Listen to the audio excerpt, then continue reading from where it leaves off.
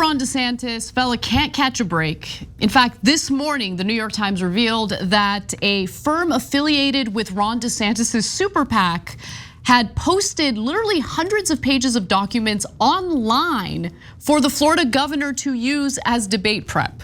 I don't know why they did this, very bad idea. I mean, just totally sabotaged the guy and everyone's now dunking on him as a result. The contents of that document are both hilarious and embarrassingly pathetic, and you'll know exactly what I mean in just a moment.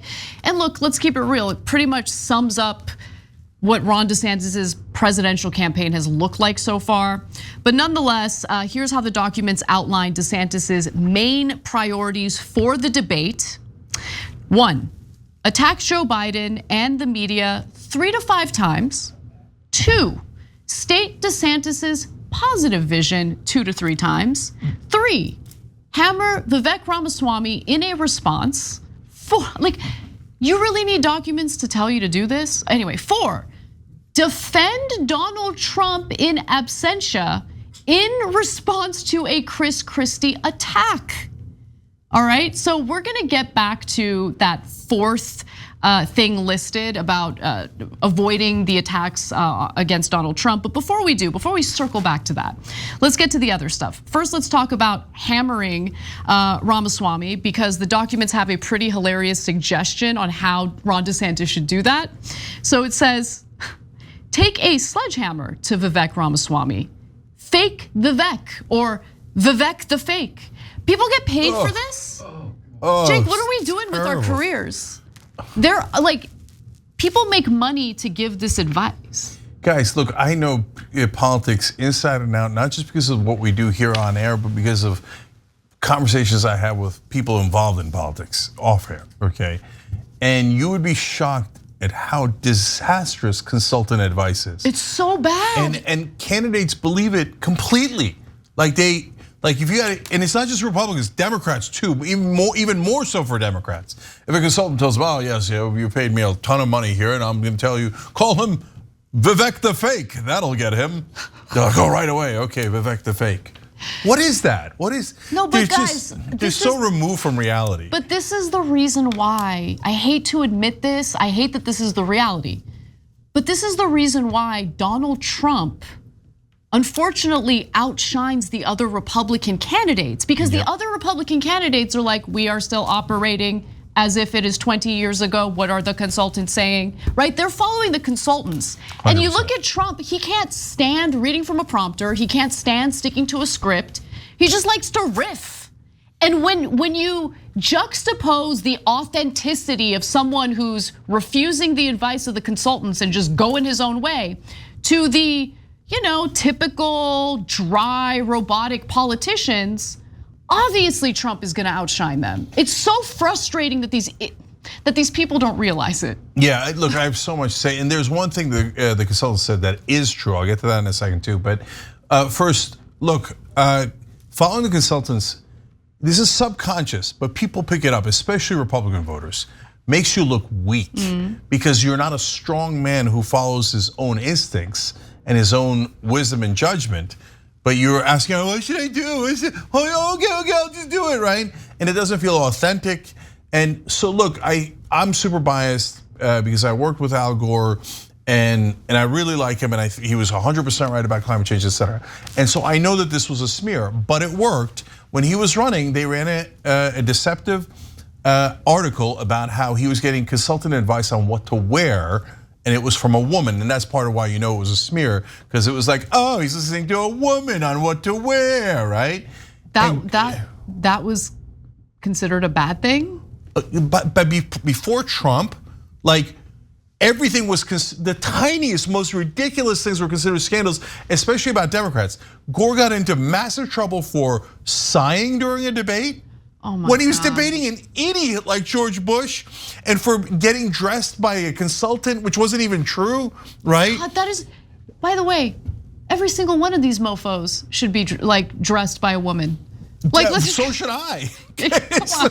But anyways, but the reason it worked against Gore is because people think it's weak, okay? And so that's he's given off those weak vibes 24/7.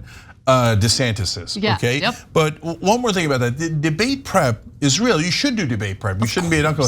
Like, debate prep is so obviously relevant that even Trump does it a little bit. He used to do it with Chris Christie, etc., right? So nothing wrong with debate prep. So I'm not getting on DeSantis for that. But when they're this specific, okay, you must attack him 3 to 4 times and then do this 2 to 3 times. Like, you need a document. You need a literal document that your campaign paid for to tell you that you should go after your political opponents in the context of a debate. Yes, and as you're going to see in a bit, they tell them for the 18th time, you must exhibit human emotion. And that's why they're literally, not literally, but they're programming a robot, right? And so they're, okay, attack 3 to 4 times. And he's like, I will now attack 3 to 4 times, show human emotion. Hello, I am human, I am showing human emotion. I will close down this whole park if you don't listen to me. You either got it or you don't. You can't fake it. Democrats lost to this guy by 20 points. Oh, God. Okay, they're just such a sad party. Anyway, keep going. So the document, in regard to attacking Vivek Ramaswamy, the document described the type of attack as a potential orchestra pit moment, which apparently, I didn't know this, it's a reference to Roger Ailes' orchestra pit theory, which posits that a candidate who does a great job talking about and explaining policy will be outshined by someone who does something more controversial. Even someone who like falls on stage is gonna get way more attention than the candidate who's actually talking about the substance and doing it well. So this is the part I agree with the consultants on. This is correct, and this is actually what I advise progressive candidates to do, although they never listen. Don't fall on stage. Okay, no, I don't tell them to physically fall. But the original Roger Ailes theory was that if you give an excellent description of your foreign policy in a debate and another candidate falls in the orchestra pit, the only thing that anybody's gonna talk about is a candidate that fell in the orchestra pit, and nobody's gonna give a goddamn about your foreign policy. And that is definitely true. I don't want it to be true, but it is true. Now, you don't have to fall into an orchestra pit. I tell progressive candidates, you should significantly insult your opponent because it'll get press. That's the equivalent of the orchestra pit theory, right? And so they go, no, but that would be uncivil, and NPR tells me not to. And then they never get any press and they lose. So if you're, and in the Democratic circles, especially in a primary, insulting a Democratic incumbent is considered the worst crime in America. So that none of them do it, and then they don't get the results they want. Yeah, the ones that did do it, by the way, like AOC, won. Yeah, look, I think the devil's in the details because the insulting your opponent could really, I mean, opponent within your own party, like that could backfire tremendously. It certainly did for Elizabeth Warren, who attacked Bernie Sanders as like some sort of sexist on the debate stage during the primaries. But remember, okay, so first of all, of course, if you attack on things that are massively wrong or immoral, etc., and you're in the Democratic Party, of course it could blow back on you. But what I say is attack on a moral high ground. Do the insult on something like higher minimum wage or paid family leave, so that people focus on the issue. That way you get a win-win. You got a lot of attention on it, and you're more likely to win because you're focusing on a winning issue for you. And you're more likely to pass a bill that is really, really important by putting a spotlight on something that the American people already want and your voters already want. Yes, I totally agree with you on that. Now, Vivek Ramaswamy had a field day with these documents and the news of these documents. He tweeted the following, or X'd the following, I guess. Yeah. Another boring establishment attack from Super PAC creation, Robot Ron. That's pretty good, actually. It is good. Who is literally taking lame, pre-programmed attack lines against me for next week's debate. Hammer Ramaswamy. And that's like, in quotation marks, as he's referencing how the document says to hammer Ramaswamy. God, this is embarrassing for DeSantis, to say the least. Now, I just want to make a quick note there. I had not seen Vivek's tweet there, and I said the same exact thing he did. So yeah, he's Robot Ron, as opposed to, like, I don't like Vivek Ramaswamy at all. I think he is fake, as opposed to Vivek the fake, which that doesn't do anything for anybody. Yeah, I agree. Like he's a robot and he doesn't know how to be populist. Vivek's full of crap, but at least he knows how to do it. Yes. Now, what's interesting is, as you guys probably already know, like the document says, attack Vivek, but don't attack Trump. So let's touch on that a little bit, okay? So here's how the document suggested that DeSantis should handle the Trump question, which, by the way, as it stands today, Trump is not expected to be part of the first Republican primary debate. The document says, or the debate prep memo also urges DeSantis to defend Trump when Chris Christie attacks him, with a specific suggestion for an attack line accusing Christie, the former New Jersey governor, of appealing mainly to Democrats. And here's the suggestion: Trump isn't here, so let's just leave him alone. Leave Brittany alone, okay? Leave him alone. He's too weak to defend himself here. We're all running against him. I don't think we want to join forces with someone on this stage who's auditioning for a show on MSNBC. What say you, Cenk? You think that's a proper jab? Yeah, it's not that bad because the rap on Chris Christie is that he's helping the Democrats. And the reason he's got to attack Chris Christie, though, is because Chris Christie is rising in the polls. And in the last poll, actually just went ahead of Ron DeSantis. And is that because he's helping Democrats? No, that's because he's being a man. And he's being strong and actually punching Trump in the face. Now, Republican voters generally don't like it when you punch Trump in the face. So why is it working? Because at least he's punching someone in the face, and Republican voters love that. Well, also, I mean, look, I think it shows, I don't know if I would use this word with Chris Christie, right? But I think in most contexts, when you are a person with convictions and you have like genuine values and beliefs, and you continue to espouse those values and stick to them despite the backlash you're dealing with. Yes. That shows strength. Definitely. Yeah. That's why I said Christie would rise. And by the way, hashtag Cenk was right.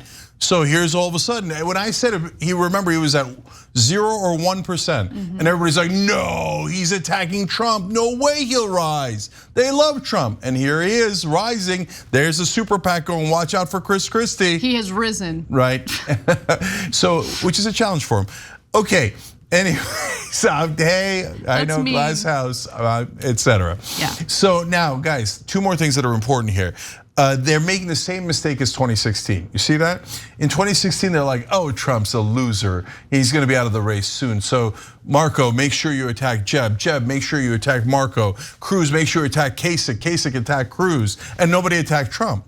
Now they're making the same mistake, but for a different reason this time. They're like, oh no, Trump is the beloved. So even though he's got a 40-point lead on me, don't attack him. Instead, attack rando Vivek Ramaswamy, who walked out of the woods yesterday. Right, but look, to be fair, I understand why they're focusing on Vivek, because Vivek is rising in the polls much faster than expected. Right? I know, but it's a mistake, because if you attack Vivek, who's a rando, it's only going to make him stronger. It's going to make him look more like a legitimate, credible candidate. Was Biden going to attack, I'm sorry, I'm gonna say it even though I love her, right? And I think he's not gonna engage with Marianne Williamson now, right? He's not gonna engage with RFK Jr., who I don't love, right?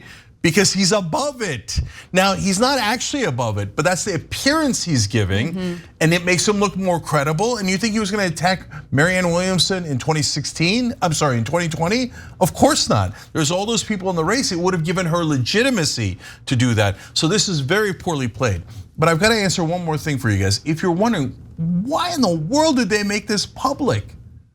That's so weird. Yeah, why did they do it? I'll tell you why. Because the super PAC cannot coordinate with the campaign, but all the money is in the super PAC, because you can give unlimited money to a super PAC, but you can't give unlimited money to a candidate. So DeSantis has already milked all the top donors for their maximum amount. And so since he doesn't have enough grassroots support, he's not gathering grassroots money and he's tapped out. So the super PAC has all the polling, it has all the information, it has everything that he needs. And you remember we covered the Republicans doing this before. McConnell and others would put, Herman Cain would put up just pictures or video of themselves on their site. And people are like, what are they doing? It would just be them going, And then you would later see it in a super PAC ad because they were saying, hey, super PAC, I'm not coordinating with you, but I made this picture and this video public. Okay. Disaster. And so they're saying here, well, I didn't coordinate with Ron DeSantis. I just happened to put it on a website and he happened to see it. That's why the fact that they got caught is so important. So somebody saw it on their website and was like, aha, here's this strategy for the debate. So the Beastie Boys report was incorrect. So when they said, listen, all y'all, this is sabotage, it's not. No, Okay. no. All right. Beastie Boys, you're on notice. Thanks for watching the Young Turks, really appreciate it. Another way to show support is through YouTube memberships. You'll get to interact with us more. There's live chat emojis, badges. You've got emojis of me, Anna, John, JR. So those are super fun. But you also get playback of our exclusive member-only shows and specials right after they air. So all of that, all you gotta do is click that join button right underneath the video. Thank you.